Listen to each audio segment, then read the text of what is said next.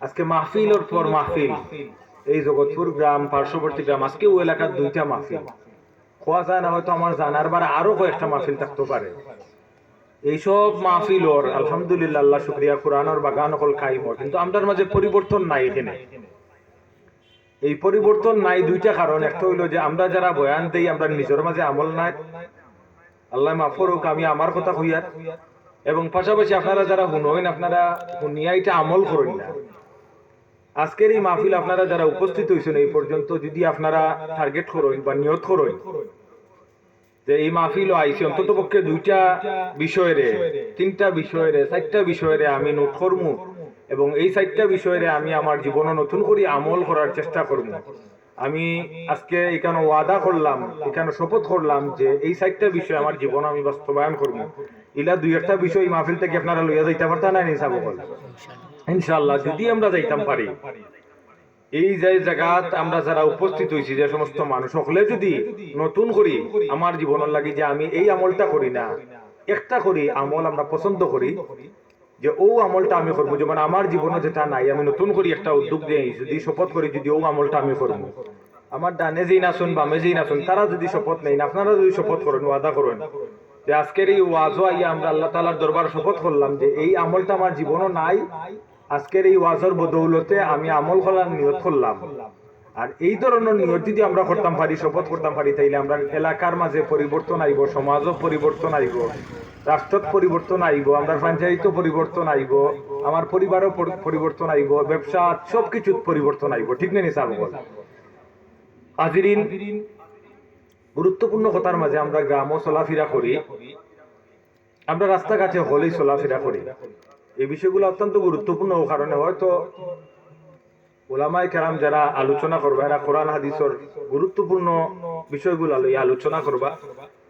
আমার ইলিম ইলেও নাই, যথাসম্ভব আমি চেষ্টা করি যে সমসাময়িক বিষয় এবং সমাজের লগে খাপ খাওয়াইয়া, বা বিশেষ করে আমরা বর্তমান সমাজের লগে জরুরি কিছু বিষয়গুলো মানুষের সামনে উপস্থাপন করা। আমরা প্রত্যেকেই চলাফেরা করি, বাড়ি থেকে বার হই, আমরা রাস্তাঘাটের দরকার আছে, দরকার আছে নিনা নাই? রাস্তাঘাটের দরকার আছে। রাস্তা যেইন করইন, যেইন দান করইন জায়গা, যেইন ইট লাগাইবা, যেইন ফাঁকা করবা, রক্ষণাবেক্ষণ করবা, প্রত্যেকেই এই রাস্তার কারণে, এক একটা খামর কারণে, এক একটা মুহূর্তর কারণে, এক একটা ইটর কারণে, বালিকোনার কারণে আল্লাহ তাআলায় এই ব্যক্তিরে এক একটা বালিকোনার বিনিময়ে এক একটা সৎকার সওয়াব দিবা। সুবহানাল্লাহ হইতা না?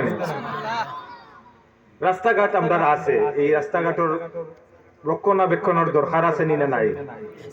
আছে।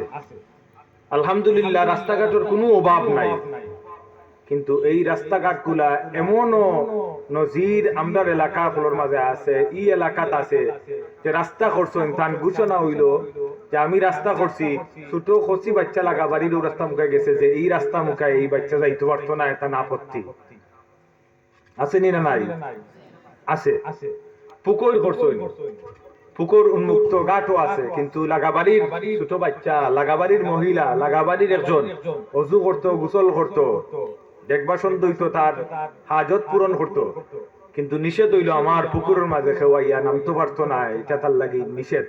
ইলা আছে নি না নাই? আছে।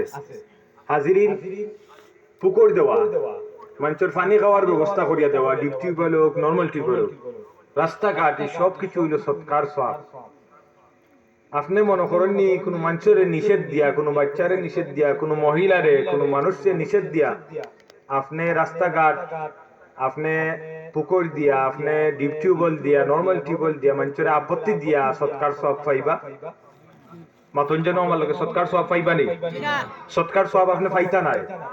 বিদায় হাজিরিন, এই সমস্ত বিষয়গুলো আমরা অত্যন্ত গুরুত্ব সহকারে, রাস্তা বাড়ে, পুকুর বাড়ে, ডিপ টিউবওয়েল বাড়ে, সরকারেদের, পাবলিকলিদের, বিভিন্ন সংস্থা সংগঠন সবেদের, ব্যক্তিগতভাবে অনেকেই দিলে আলহামদুলিল্লাহ, আল্লাহ শুকরিয়া, আল্লাহ তাআলা কবুল করুক।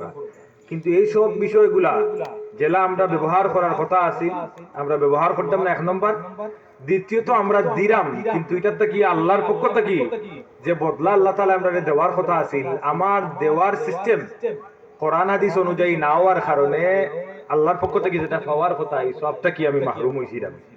এর লাগি হাজিরিন, রাসূল পাক সাল্লাল্লাহু আলাইহি ওয়াসাল্লাম ফরমাইছেন যে ইমানের শাখা হল আছে, ইমানের কিতা আছে, শাখা আছে, এবং ইমানের সবচেয়ে বড় যে শাখা এটা হইল লা ইলাহা ইল্লাল্লাহ। এটা কিতা লা ইলাহা ইল্লাল্লাহ। এবং ইমানের সর্বনিম্ন শাখা যেটা উলামায়ে কেরাম হলে ফরমাইছেন যে ইমানের 70টার অধিক শাখা আছে, এর মাঝে সর্বনিম্ন যে শাখা, সর্বনিম্ন শাখা হইল যে রাস্তার থাকি কষ্টদায়ক বস্তু সরাইয়া দেওয়া। রাস্তার থাকি কিতা কষ্টদায়ক বস্তু সরাইয়া দেওয়া।